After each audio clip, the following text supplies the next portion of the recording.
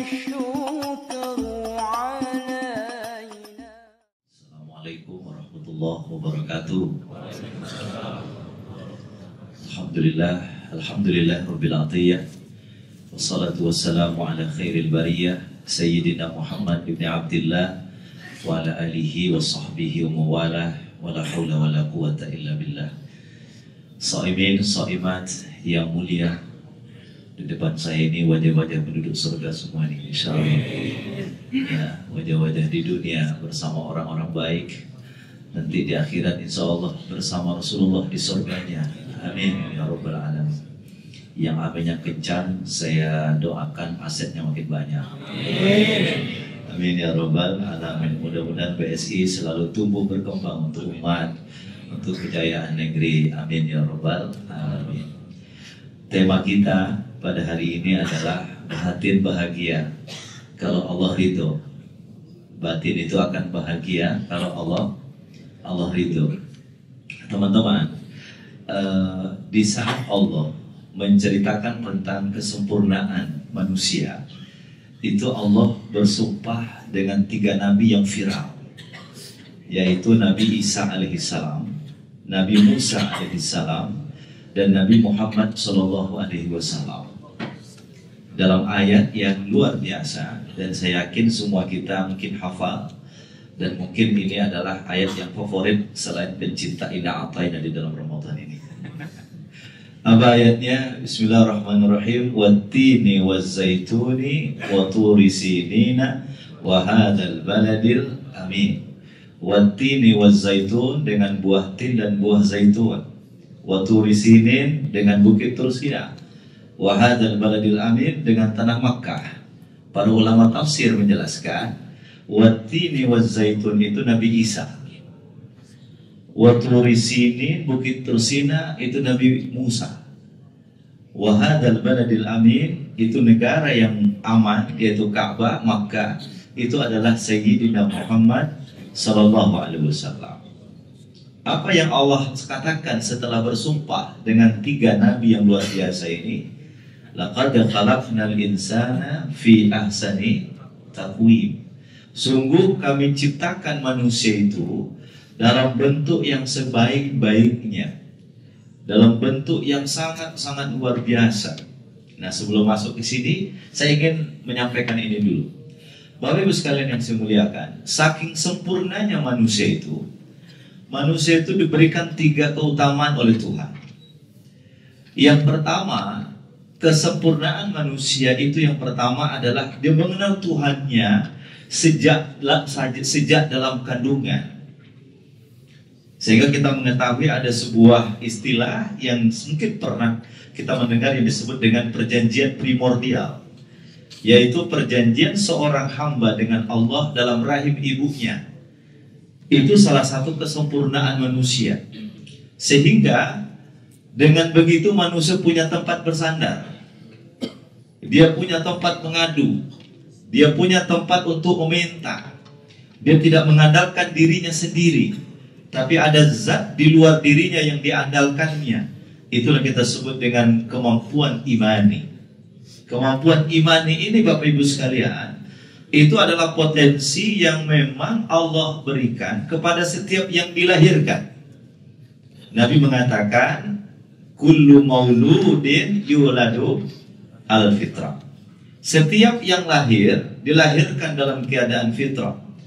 Bapak Ibu, Nabi tidak mengatakan kullu maulid, tapi Nabi mengatakan kullu maulud. Apa bedanya antara maulid dengan maulud? Kalau kita memperingati maulid Nabi, kita bilang maulud atau maulid?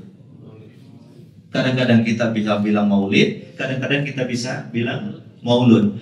Bedanya adalah, kalau kita mengatakan maulud, maka yang menjadi topik sentral pembicaraan kita adalah personal, yaitu Rasulullah SAW. Siapa bapak beliau, di mana beliau dilahirkan. Itu kalau kita bicara maulud, kita bicara tentang personality. Tapi kalau kita mengatakan maulid, itu tidak hanya bicara personal beliau, tapi bicara tentang sosial yang mengitarinya, keadaan antropologinya, bagaimana keberagamaannya. Maka bicara maulid bukan hanya bicara Nabi Muhammad, ayah dan ibu beliau. Dia bicara tentang bagaimana geografi masyarakatnya, bagaimana geografi daerahnya, bagaimana kultur masyarakatnya, dan lain sebagainya. Maka tatkala Nabi mengatakan tentang potensi kebertuhanan, agar kita punya tempat bersandar, jangan bersandar pada diri kita sendiri, stres. Ada tempat bersandar, maka Allah mengatakan kullu maulud. Dia tidak mengatakan apa? Kullu maulid, tapi beliau mengatakan apa? Kullu maulud, memberikan isyarat bahwa siapapun yang muncul ke dunia ini punya tempat bersandar. Siapa tempat bersandar dia? La ilaha illallah. Maka Nabi mengatakan fa'abawahu, bapak ibunya lah yang merubah anak yang punya tempat bersandar yang kuat ini menjadi Yahudikah dia, menjadi Nasranikah dia, menjadi Majusikah dia. Ini yang pertama, bahwa dengan kesadaran kesempurnaan manusia, manusia tidak dibebankan untuk membebani dirinya sendiri. Bapak Ibu sekalian, kalau kita harus membebani diri kita sendiri, waduh, stres apa tidak? Kita menghadapi anak, kalau nggak ada tempat bersandar, stres. Kita menghadapi pekerjaan, kalau tidak ada tempat bersandar, stres. Maka salah satu kemuliaan manusia itu adalah dia punya tempat bersandar. Kalau kita dalam agama kita, tentu tempat bersandar itu adalah Allah Subhanahu wa Ta'ala. Itu yang pertama. Yang kedua, kesempurnaan manusia itu adalah Allah Maha Baik kepada dia. Nah, itu dia. Allah Maha Baik kepada dia. Pak Quraisy itu menceritakan begini. Waktu sekarang waktu saya belajar dengan beliau bilang gini. Kalau ada orang bilang sama kita, silakan kamu pilih negara mana yang kau ingin tuju, yang tempat yang paling engkau senangi, ya, tempat yang paling engkau senangi. Lalu dia bilang, nanti kalau kamu pergi ke sana, saya siapkan tiket yang super eksekutif. Setiba di tempat lokasi nanti, saya tiapkan guide untuk memandu kamu. Selama nanti tiba di daerah tujuan itu akan diberikan tempat yang luar biasa. Nanti semuanya pokoknya saya selesaikan. Kalau kamu baik-baik saja dalam perjalanan itu, nanti kamu pulang ke saya, maka saya akan berikan reward lagi. Kata Pak Quraisy, Allah lebih baik daripada orang ini. Kita datang ke dunia tidak bawa apa-apa, betul lah. Ada yang bawa mobil Mercy datang ke dunia. Nah. Kemudian kita datang ke dunia tidak bawa apa-apa. Lalu supaya kita tidak salah jalan, Allah berikan Nabi dan Rasul untuk membimbing kita. Untuk kepentingan hidup kita di dunia, Allah jadikan alam ini terhampar luas dengan segala potensinya untuk manusia semuanya. Huwallazi khalaqa lakum ma fil ardi jami'a. Allah jadikan semua yang ada di bumi ini untuk manusia semuanya. Kalaulah manusia itu baik-baik saja selama di dunia ini, nanti pulang kepada Tuhannya diberikan yang lebih baik daripada yang diberikan di dunia. Namanya apa? Surga. Maka dengan kesempurnaan itu manusia melebihi dari seluruh makhluk yang lainnya. Malaikat tidak pernah diberikan traveling ketika di dunia ini kan. Dia tinggal di sebuah tempat yang maha dahsyat yang belum disentuh oleh hawa nafsu. Maka itu yang kedua, bahwa Allah Maha Baik kepada manusia itu. Nah, kalaulah kita memahami bahwa Allah tempat kita bersandar, Allah Maha Baik kepada kita, tidak ada cara lain dalam hidup ini kecuali kita ridho kepada siapa? Allah Subhanahu wa Ta'ala. Kita mesti ridho kepada Allah. Kenapa? Karena Allah itu sudah Maha Baik kepada kita. Kita mesti ridho kepada Allah karena Allah itu telah mempersiapkan hidup kita dengan sebegitu sangat sempurna. Kenapa kita harus ridho? Kata Ibnu Athaillah dalam Al-Hikamnya, dia mengatakan, "Ma min nafasin tubdihi illa walahu qadarun fika yumdihi." Tidak ada satu pun napas yang terlepas darimu, melainkan di situ ada takdir Allah yang berlaku atasmu. Tidak bicara jam, tidak bicara hari, tidak bicara minggu, tidak bicara bulan. Takdir Allah itu berlaku untuk kita. Tapi dalam setiap tarikan nafas kita berlaku takdirnya Allah Subhanahu wa ta'ala. Kalaulah kita memahami ini dengan benar, bahwa Allah sebagai Rabb, ya, alhamdulillahi rabbil alamin.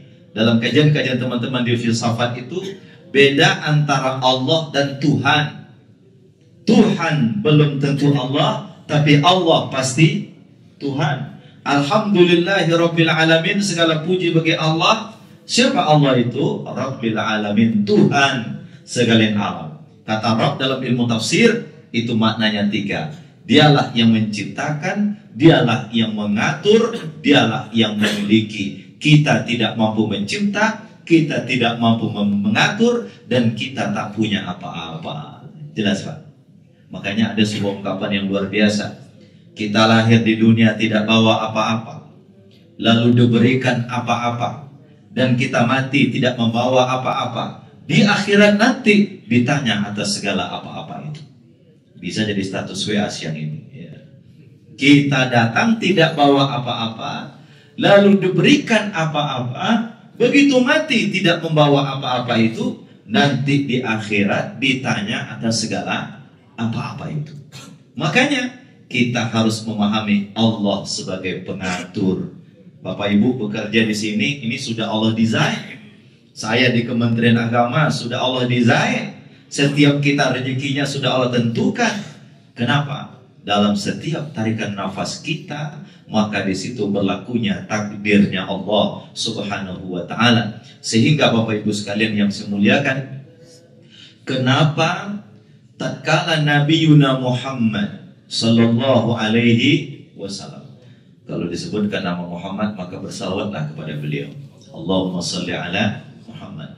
Tatkala Nabi Muhammad ditanya oleh malaikat Jibril tentang 3 hal. Yang pertama tentang Islam, yang kedua tentang iman, yang ketiga tentang ihsan. Tatkala Nabi Muhammad menjawab tentang iman, perhatikan bersama saya. Apa kata Nabi Muhammad SAW tatkala ditanya oleh Jibril? Ya Muhammad, akhbirni anil Islam, anil iman. Jelaskan kepada saya apa itu iman. Nabi mengatakan begini, antu'mina, perhatikan ayat hadis ini, antu'mina billah, kau percaya kepada Allah, antu'mina billahi wa rasulihi, kau percaya kepada Allah, percaya kepada Rasul, wa malaikatihi, kau percaya kepada malaikat, wa kutubihi, kau percaya kepada kitab-kitab, wal yaumil akhir, percaya kepada hari akhirat. Tapi tatkala menjelaskan kata takdir, Nabi mengulang kata iman, wa tu'mina bil qadri khairihi wa syarrihi, beriman kepada takdir baik dan takdir buruk. Percaya kepada Allah itu diikat dengan iman pertama. Kalau orang sudah percaya kepada Allah, insya Allah dia percaya kepada Rasul. Betul Pak ya? Kalau percaya kepada Rasul, insya Allah percaya kepada hari akhirat. Kalau percaya kepada hari akhirat, dia percaya kepada malaikat. Tetapi betapa banyak orang yang percaya kepada Allah, percaya kepada Rasul, percaya kepada hari akhirat, namun begitu diberikan takdir oleh Allah, dia mengatakan ini tidak layak untuk saya. Makanya Nabi itu tatkala menjelaskan takdir, kata iman diulang kembali, wa tu'mina bil qadri, kau harus beriman dengan takdir baik dan buruk. Disitulah kata ridho. Bapak Ibu sekalian, makanya setiap hari kita berdoa, berzikir, raditu billahi rabba wa bil islami dina wa bi Muhammadin nabiyyan wa rasulah. Bapak Ibu sekalian, teman-teman yang saya muliakan, coba lihat ayat yang terakhir turun. Itu surat apa yang terakhir turun? Surat Al-Maidah ayat 3. Kata Allah Subhanahu wa taala, al-yawma akmaltu lakum dinakum, hari ini aku sempurnakan agamamu, wa atmamtu alaikum ni'mati, aku cukupkan nikmatku. Coba perhatikan. Tatkala bicara agama, Allah menggunakan kata sempurna.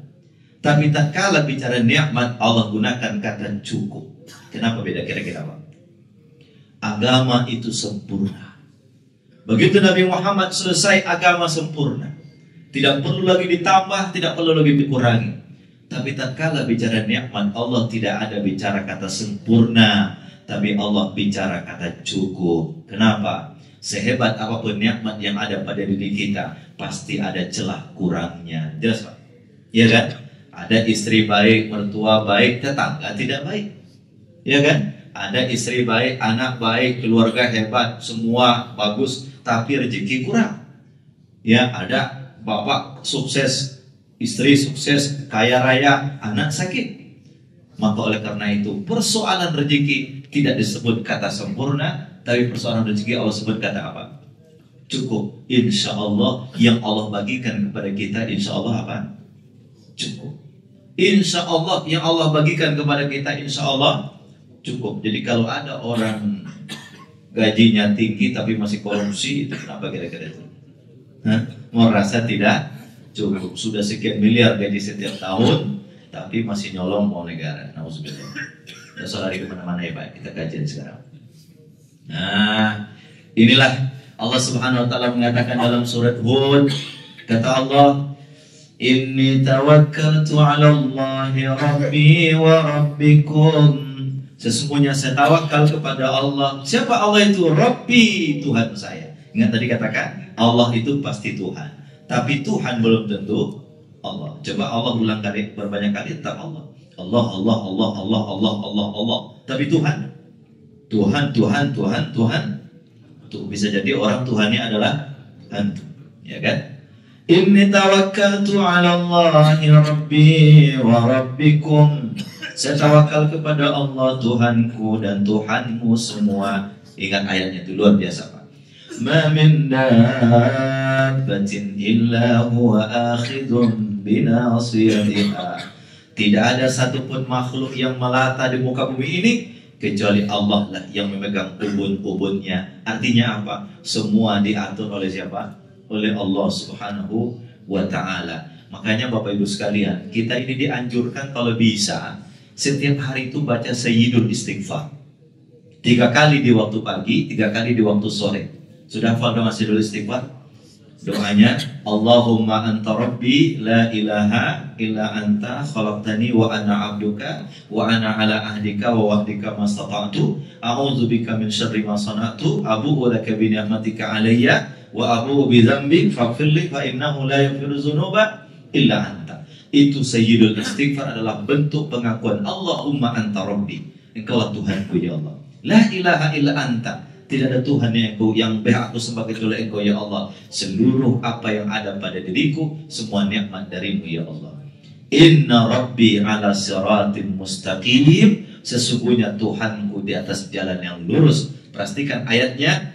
Tatkala dia menjelaskan tawakal kepada Allah, yakin berada di jalan Allah, dan meyakini semuanya dipegang Allah, maka kalau itu yang kita yakini, insya Allah ala siratim mustaqim, kita berada di jalan yang lurus. Ini tidak makan siang. Alhamdulillah. Nah, Bapak Ibu sekalian yang saya muliakan, ma asaba min musibatin fil ardi wala fi anfusikum illa fi kitabim min qabli an nabra'aha.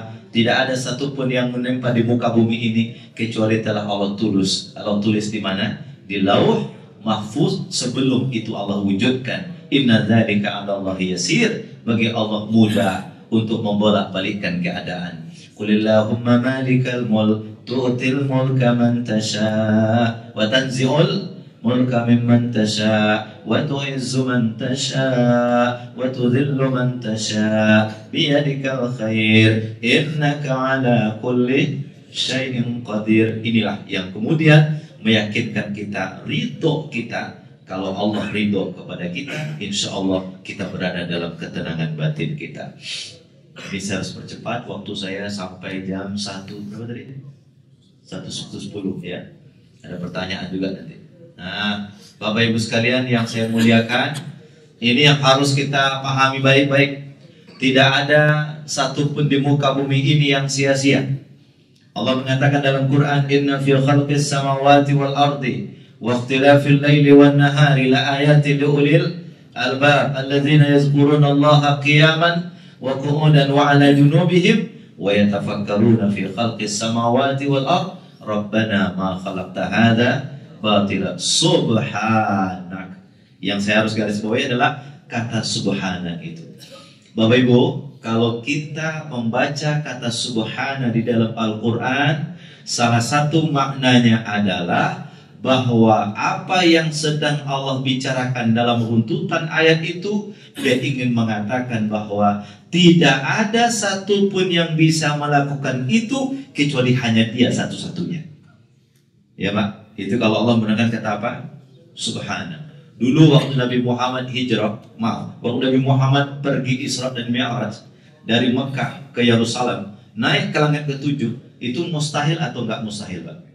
Mustahil, enggak ada yang bisa melakukan itu. Maka untuk menegaskan bahwa saya yang melakukan itu kata Allah dan Anda semua tidak bisa, maka Allah menegaskan dengan kata apa? Subhana. Subhanalladzi asra bi'abdihi lailan minal masjidil haram ilal masjidil aqsa. Sekarang kecanggihan artificial intelligence. Manusia bisa membuat robot, Pak. Robot laki-laki, robot perempuan.